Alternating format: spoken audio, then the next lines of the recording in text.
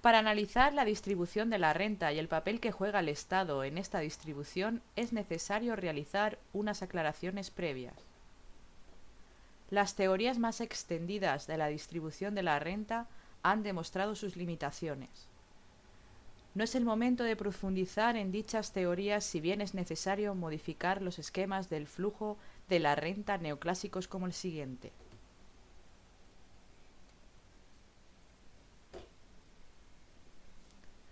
Cada persona está relacionada con el mercado de trabajo de tres maneras distintas: participando en la oferta agregada de trabajo, es decir, los asalariados; participando en la demanda agregada de trabajo, es decir, los empleadores; no participando en el mercado de trabajo, es decir, los autónomos.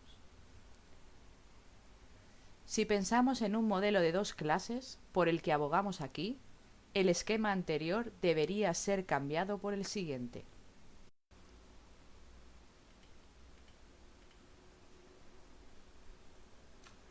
Este es un esquema que tiene en cuenta las clases sociales. Se observa cómo hay una división esencial tanto en el interior del conjunto de las familias como en el interior de las empresas. Como se observa, se está suponiendo que los trabajadores son todos asalariados y que no tienen en su conjunto capacidad de ahorro, por lo que consumen toda su renta. En segundo lugar, se puede introducir la presencia del Estado y atender a la totalidad de los diferentes flujos entre sector público y sector privado. Es necesario, pues, acometer la construcción de un modelo analítico que nos permita abordar el estudio de la redistribución de la renta en términos capital-trabajo, que resultan ser las categorías básicas de la dinámica de la economía capitalista. Podemos analizar el capital variable en función de la fase en la que se encuentre en relación a la distribución y redistribución. Capital variable. V1 es el capital variable que equivale al total de la remuneración de los trabajadores productivos.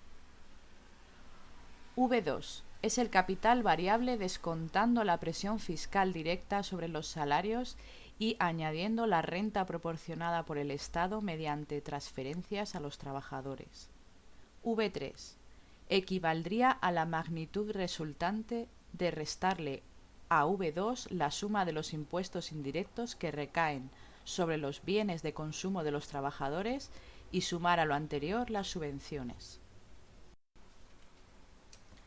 Desde el punto de vista de la redistribución estatal sería como sigue. Distribución y redistribución de la renta.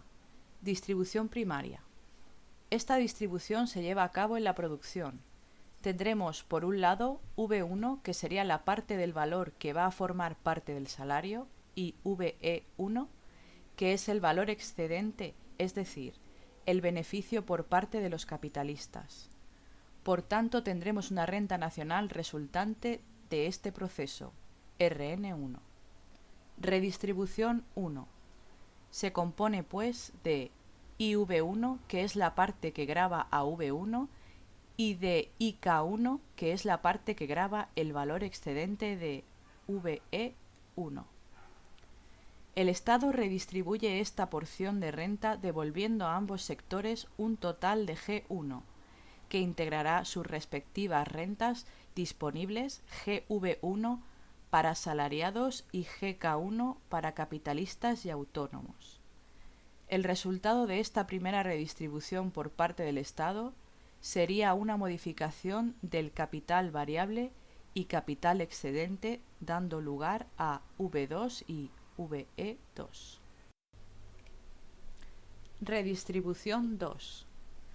En el momento de la utilización de la renta disponible, cada familia vuelve a transferir al Estado una porción de renta, IV2 para asalariados y IK2 para el capital, fundamentalmente mediante los impuestos indirectos a través del consumo efectivo de bienes y servicios y también mediante otros impuestos no vinculados a la producción, como el impuesto sobre el patrimonio. Finalmente, el Estado devuelve a ambos sectores unos valores nuevamente ajustados, GV2 y GK2 en concepto de subvenciones, etc. Tras esta segunda redistribución tenemos V3, que sería el consumo neto de los asalariados, y VE3, excedente de valor consumido y acumulado por las distintas fracciones del capital.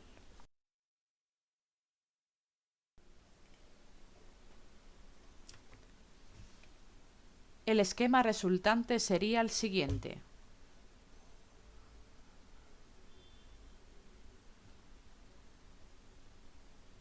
En cuanto al impuesto neto o transferencia neta, que recae por una parte sobre el capital y otra sobre el trabajo, se entiende como tal la presión fiscal soportada menos la cuantía de los gastos públicos recibidos.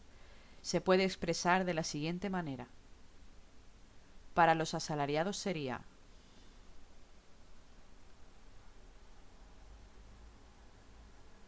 para los capitalistas y autónomos sería: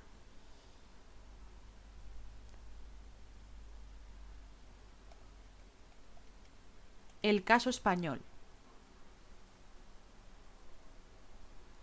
Pasaremos ahora a cuantificar las distintas variables señaladas con anterioridad. Una de las principales conclusiones que vamos a poder extraer es que la contribución del capital y de los trabajadores al presupuesto del Estado ha sido siempre muy desigual. Así, mientras que el capital recibe más de lo que entrega, los asalariados sufren una presión fiscal positiva, es decir, entregan más de lo que reciben.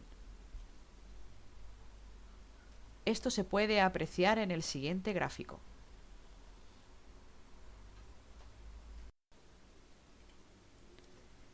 Se observa que cuantitativamente el peso de los ingresos y gastos públicos es mucho mayor que los que afectan a los capitalistas, y cómo la transferencia hacia una u otra clase es poco importante. NA y NK casi se confunden en un nivel cercano a cero.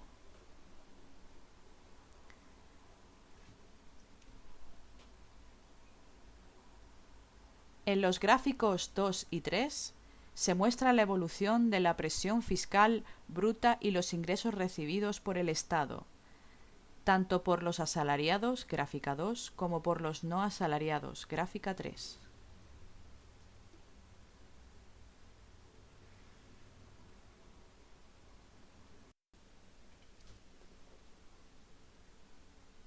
El gráfico 6 recoge las diferencias entre el porcentaje de las rentas salariales que se transfieren al Estado por vía fiscal, en términos brutos, es decir, sin descontar el gasto público recibido, y el porcentaje de capital que tienen el mismo destino.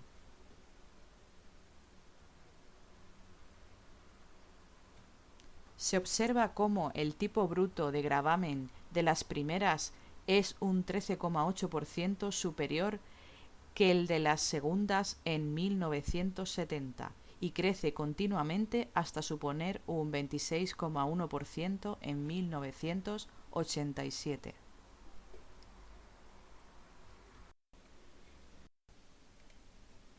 Ahora es momento de introducir nuevos elementos en nuestro modelo analítico. Si la tasa de plusvalor la definimos como el cociente entre la magnitud monetaria del valor que se apropia el capitalista y la magnitud monetaria del valor que reciben los asalariados, podemos decir que, o traducido en los términos que hemos utilizado hasta aquí, es decir, la tasa de plusvalor es un indicador del resultado de la distribución primaria que se lleva a cabo en la producción. Del mismo modo, esto se corresponde con la redistribución final después de la intervención estatal en las dos fases analizadas con anterioridad. En la siguiente tabla se muestra la tabla de plusvalor de España 1970-1992 y en los Estados Unidos 1970-1989.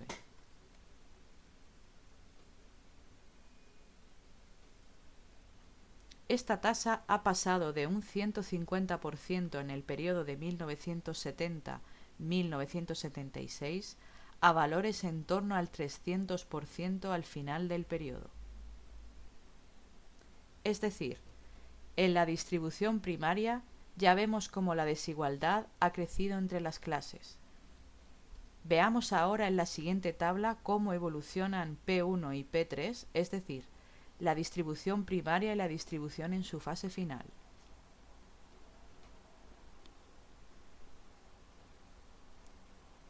La evolución de la tasa es paralela durante todo el periodo exceptuando un repunte en la fase final de P1.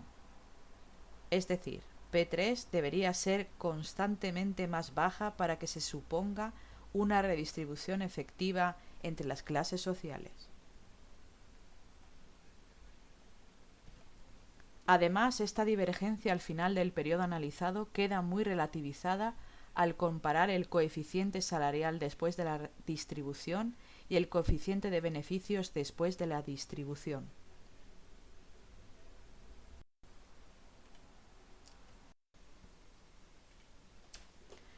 El segundo coeficiente era 1,76 el primero, en 1992 era 4,23 puntos, evidenciando así la desigualdad entre las dos clases sociales principales. Es decir, en el último periodo se ha distribuido un poco más la renta, pero la desigualdad era mayor que nunca debido a la tasa de explotación, P1. Dicho todo esto, queda claro que el estado de bienestar provoca más bien una redistribución horizontal intraclasista, pero apenas es perceptible de manera vertical entre clases, por lo cual su eficacia para combatir la desigualdad efectiva es muy cuestionable. Cabe más bien su uso en la retórica política que en los análisis empíricos, dado los resultados obtenidos.